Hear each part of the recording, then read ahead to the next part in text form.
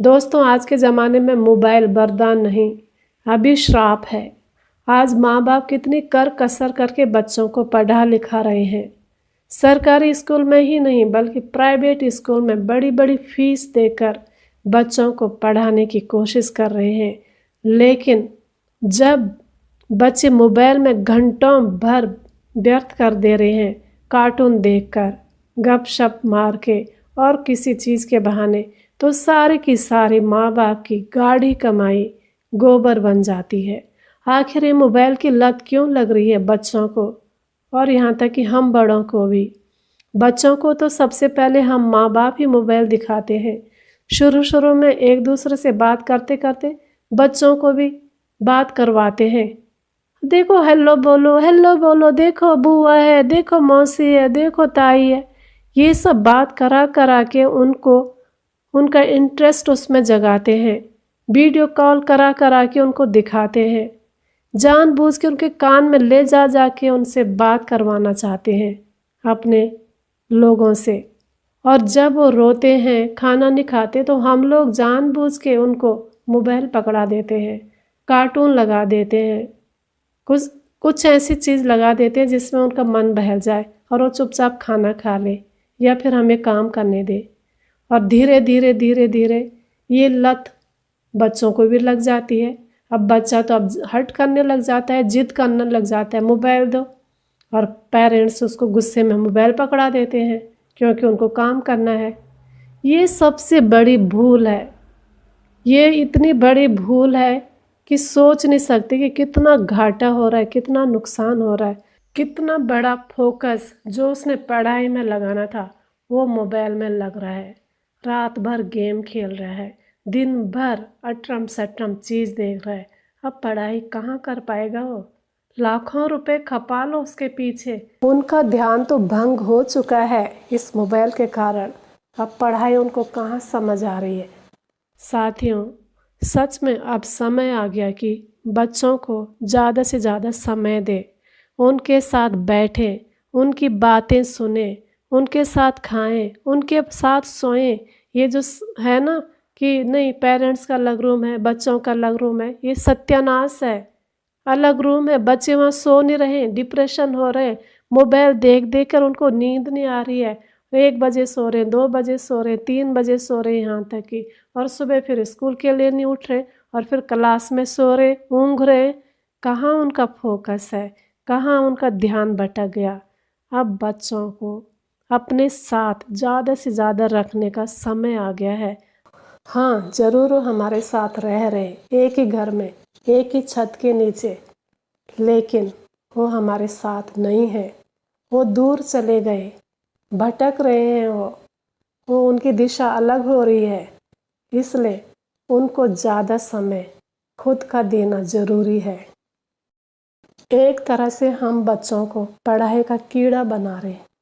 कीड़ा इसलिए कि स्कूल जा रहे, फिर तुरंत वापस आ रहे, खाना खा रहे, उनको ट्यूशन भेज दे रहे और फिर जब आ रहे तो उन पे रहम करके उनको मोबाइल दे रहे हैं कि लो अब थोड़ी देर के लिए देख लो। हाँ, कितना अच्छा काम कर लिया। अरे थोड़ी देर के लिए जो मोबाइल दिया ना, उसी से उनका ध्यान फिर से भंग हो गया। जो उन्होंने पढ़ाई करी और जो आगे करेंगे वो उतनी फोकस से नहीं करेंगे, क्योंकि पढ़ाई के साथ साथ उनका दिमाग मोबाइल में भी घूम रहा है। मोबाइल में क्या देख रहे हो? कार्टून ही तो देख रहे हैं ना, तो कार्टून ही है। क्यों ना उनको थोड़ी देर के लिए फिजिकल गेम के लिए प्रेरित करते हैं, क्यों नहीं उनको थोड़ा नेचर के साथ रहने के लिए छोड़ देते हैं, जिससे वो फिट रहें और थोड़ा अलग से दिमाग को शांत रखें। बच्चों को फिजिकल गेम खिला के फिजिकल फिट रहेंगे और फिर उनका मोबाइल से तो अपना आप ही ध्यान हट जाएगा। फिजिकल फिट रहेंगे तो उनका इंटरेस्ट भी जगता रहेगा। थोड़ा खेल खोल के आएंगे, बॉडी थक जाएगी, खाएंगे पिएंगे, फिर सो जाएंगे, नींद भी अच्छी आएगी। लेकिन जो ये एक्टर और ये जो स्पोर्ट के पर्सन ऐड दे रहे हैं कि रम्मी खेलो, गेम खेलो, लूडो खेलो, उनका सत्यानाश जाए। जो दूसरे बच्चों को उल्टा गेम सिखा रहे, ऑनलाइन गेम सिखा रहे, मोबाइल में गेम सिखा रहे। अरे तुम तो टैक्स के पैसे से, गवर्नमेंट के पैसे से इतने बड़े बड़े ग्राउंडों में खेल रहे हो और दूसरे बच्चों को प्रेरणा दे रहे हो कि तुम ऑनलाइन खेलो, मोबाइल से खेलो और मोबाइल में लूटो और भिखारी बनो। ये कैसे स्पोर्ट के बंदे हो तुम्हें धिक्कार हो। मैं तो उन माँ बाप को भी निवेदन करूँगी कि इन लोगों के स्पोर्ट्स को, इन लोगों की पिक्चरें को मत देखा करो जो दूसरे के बच्चों को गलत काम के लिए प्रेरित करते हैं और सड़क में लाकर खड़ा कर देते हैं। लेकिन हमें अपने बच्चों का ध्यान तो खुद ही रखना पड़ेगा। हमारे बच्चे कहाँ भटक रहे हैं वो पेरेंट्स को देखना पड़ेगा।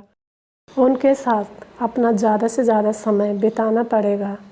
उनकी बातें सुनो, कितनी सुंदर सुंदर बातें वो करते हैं, कहाँ उनको गड़बड़ दिख रहा है।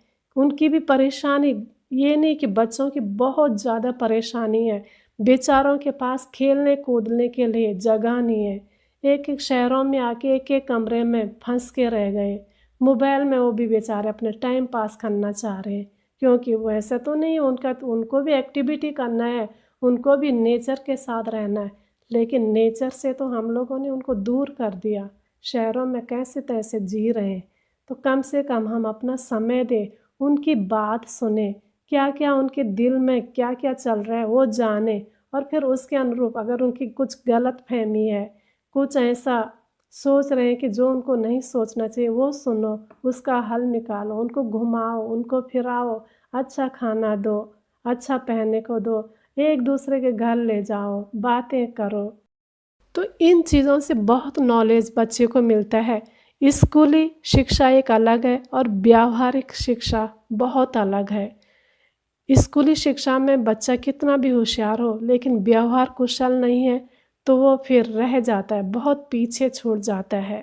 उसको बोलने का ढंग नहीं आता, उसको व्यवहार करना नहीं आता, वो संकुचित माइंड का हो जाता है। इसलिए बच्चों को बहुत ज़्यादा समय पेरेंट्स को देना है और देना ही चाहिए। अगर बच्चों को थोड़ा इस जीवन में, इस ज़िंदगी में, इस धरा पे काबिल बनाना है तो बहुत ज़रूरी है।